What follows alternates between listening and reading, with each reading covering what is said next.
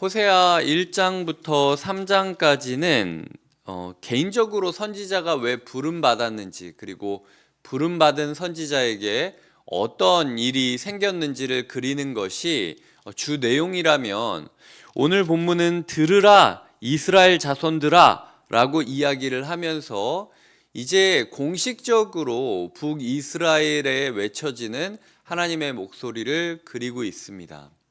전에 호세아서 시작할 때 이야기 드렸듯 호세아라는 사람은 이 북이스라엘이라는 나라가 가장 영토가 넓었을 때, 가장 흥왕했을 때부터 결국에는 몰락하는 시기까지 사역을 하는 사람입니다. 이 사람이 지금 처음 외치고 있었을 이 시기에는 영토도 넓어졌고 종교인들도 많아졌고 사람들이 드리는 예배도 많아졌고, 그렇다 보니까 헌금도 많아지고 예물도 많아지고 종교적으로는 굉장히 뜨거운 시기를 살아가고 있었다라고 생각하고 계시면 됩니다. 그럼에도 불구하고 호세아는 말하고 있는 거죠. 이 땅에 과연 진실이 있는가? 진실이라는 단어는 진리, 그리고 그 진리를 끝까지 지키는, 고수하는 마음을 뜻합니다. 그냥 우리가 마음이 투명하다 이런 정도가 아니라 진리를 붙잡고 그 바른 진리에 끝까지 충성되게 한 길로 갈 수 있는 우직함이 있는가, 이것이 성경이 말하는 진실이거든요. 은혜가 있는가, 소위 말해서 헤세드가 있는가 라고 이야기하는 것이 1절이 말하고 있는 내용이라는 겁니다. 그리고 그 진리와 인애로 인하여 자연스럽게 하나님을 알아가는 지식, 하나님에 대해서 목사님이 이렇게 얘기하더라, 하나님에 대해서 순장님이 이렇게 얘기하더라, 하나님은 뭐 이런 사람이라고 우리 교사들이 얘기하더라, 이게 아니라 내가 진리를 붙잡고 우직하게 걸어가고 사랑을 붙잡고 따뜻하게 살아가다 보니까, 하나님의 특성이 뭡니까? 공의와 사랑이 하나님의 특성이다 라고 이야기하지 않습니까? 그 공의와 사랑의 하나님에 대해서 자연스럽게 알아가고 자연스럽게 닮아가게 되더라 라고 이야기하게 되는 것이 그리스도인다운 삶이고 하나님 백성으로 살아가는 삶의 방식이라는 거예요. 그런데 과연 너희의 삶에 진리를 붙잡은 우직함이 있느냐, 사랑이 있느냐, 그로 말미암은 하나님을 아는 지식이 있느냐, 이렇게 묻고 있는 겁니다. 그게 아니라 너희의 삶 가운데 2절부터 이렇게 4절까지를 보면 저주, 속임, 살인, 도둑질, 간음, 포악, 그로 말미암아 피가 피를 뒤이우고 다투고 책망하는 모습이 등장하는 게 너희의 삶이 아니냐라고 묻고 계시다라는 겁니다.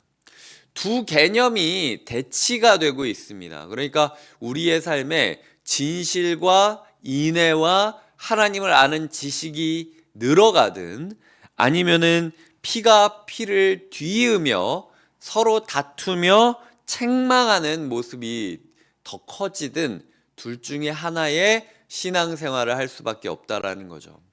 성도님들은 어떤 삶을 살아가고 계십니까?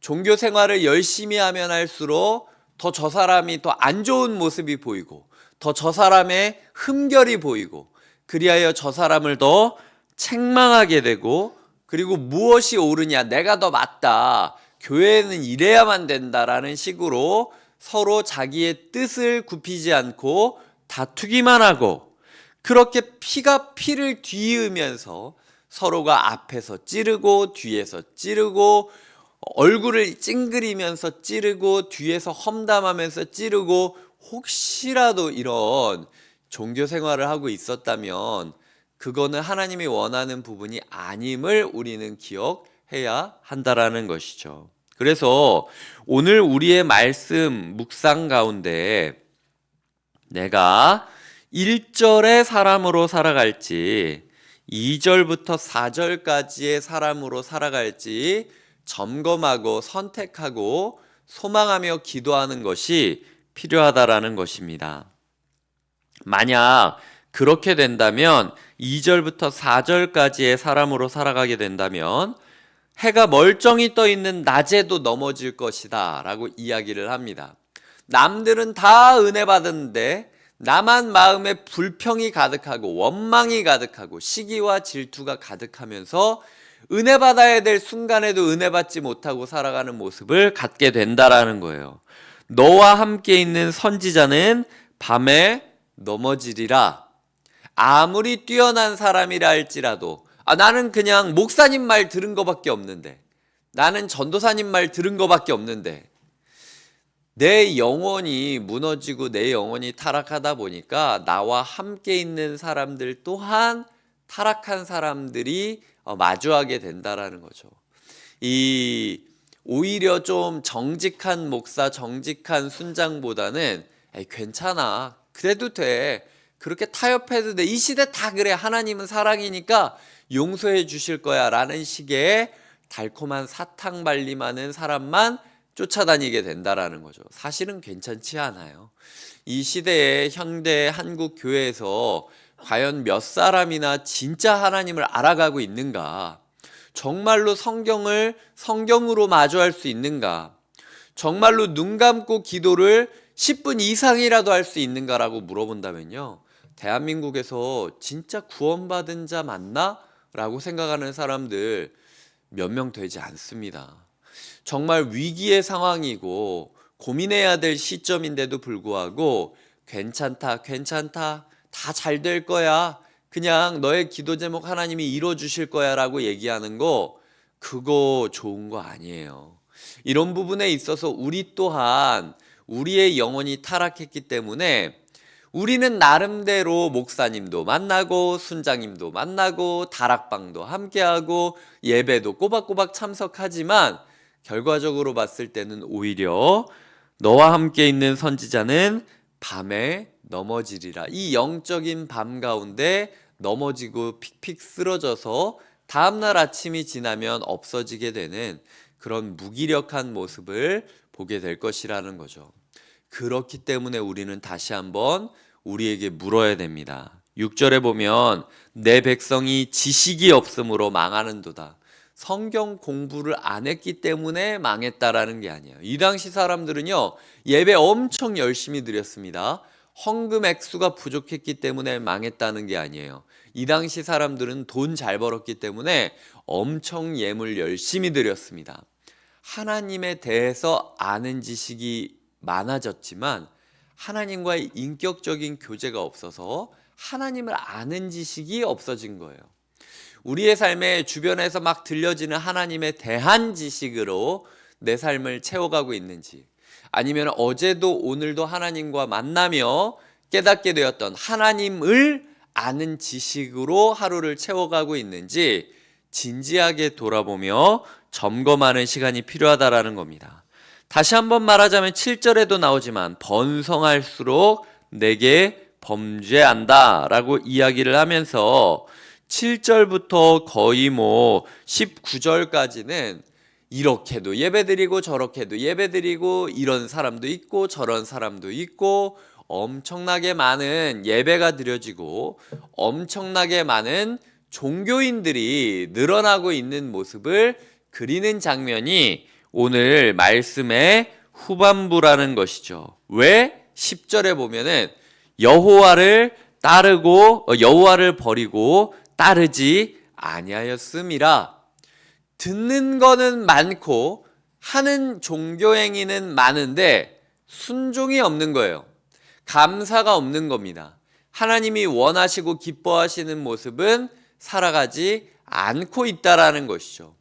우리의 예배의 빈도수는 늘어나고 우리가 함께 모이고 말씀을 나누는 빈도수는 늘어나지만 그럼에도 불구하고 우리가 여호와를 버리고 따르지 아니하는, 순종하지 않는 모습을 갖고 있지는 않나 점검하는 것이 필요하다라는 것입니다. 다시 한번 말하지만 14절은 이렇게 이야기합니다. 14절 마지막입니다. 깨닫지 못하는 백성은 망하리라. 제가 이렇게 맨날 이야기를 드리고 성경이 이렇게 주구장창 이야기를 하지만 소위 말해서 호세아를 볼 때 사람들이 뭐라고 얘기하겠습니까? 지나 잘하지. 하나님이 호세아를 불러서 음란한 여인과 함께 살라고 했던 거, 호세아는 하나님의 부르심을 받아들여서 그렇게 살았지만 사람들이 봤을 때는요, 가정생활 똑바로 유지 못하는 휘청이는 목사, 그 이상도 그 이하도 아니었음을 기억하셔야 돼요. 호세아가 이렇게 들으라 이스라엘아 여호와의 말씀이니라 라고 이야기를 할 때 백성들은 분명히 우리는 당신이 아니더라도 제사장 많거든요. 우리는 당신이 아니더라도 예배 열심히 드리고 있거든요. 우리는 당신보다 헌금 액수 더 크게 하고 있거든요. 라고 이야기를 하면서 니네 가정이나 참 잘 돌봐 라고 이야기하는 것이 그 당시 사람들이 말하는 모습이었다라는 거죠. 그들은 호세아라는 대선지자를 만나고 있었음에도 불구하고 깨닫지 못하는 백성으로 살아가고 있었음을 우리는 기억하셔야 돼요.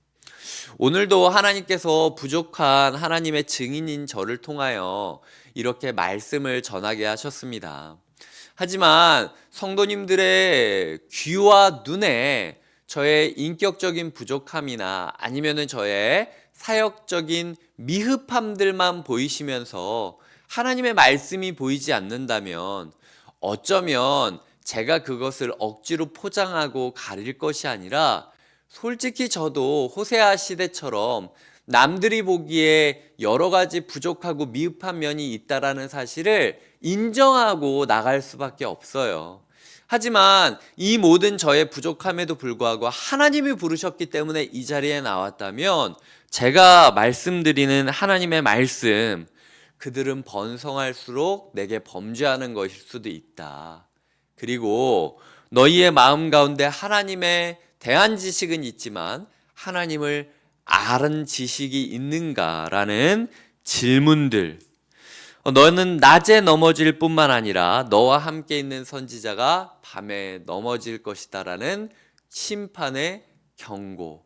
그리하여 우리가 밤에도 넘어지고 낮에도 넘어지고 밤에는 주변 사람들이 우리를 돌봐주지도 못하고 쓰러지는 모습을 보는 것이 아니라 밤이나 낮이나 하나님께 찬양하고 감사하면서 하나님을 예배하고 순종하는 자가 되겠다라는 다짐, 그리하여 우리의 삶의 진실, 진리를 향한 우직한 그 줏대 있는 뼈대 있는 모습과 인내, 한없이 따뜻함으로 서로를 포용해주는 모습으로 우리가 하나님을 아는 지식을 쌓아가는 신앙생활을 하기로 다짐하는 것, 이것이 오늘 성도님에게 주시는 하나님의 말씀이라는 것이죠.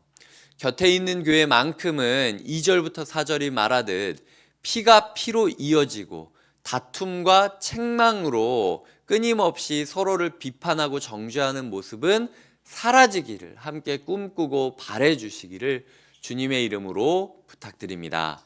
기도하시겠습니다. 하나님 감사합니다. 우리의 삶에 임하여 주시고 주님께서 주신 이 말씀이 그대로 우리의 삶에 적용되어질 수 있도록 인도하여 주시옵소서. 많은 예배 생활 가운데서도 순종하지 않았고 여호와의 말씀을 버렸기 때문에 심판받는 북이스라엘 사람들처럼 우리가 예배의 홍수, 동영상을 틀기만 하면 설교와 찬양이 마음껏 접할 수 있는 이 시기 가운데 그럼에도 순종하지 아니하는 나의 모습, 그럼에도 하나님과 인격적인 관계를 맺지 않고 있는 나의 모습으로 인하여 이 심판의 길을 걷고 있는 것 아닌지 돌아보게 하여 주시옵소서. 예수님의 이름으로 기도드립니다. 아멘.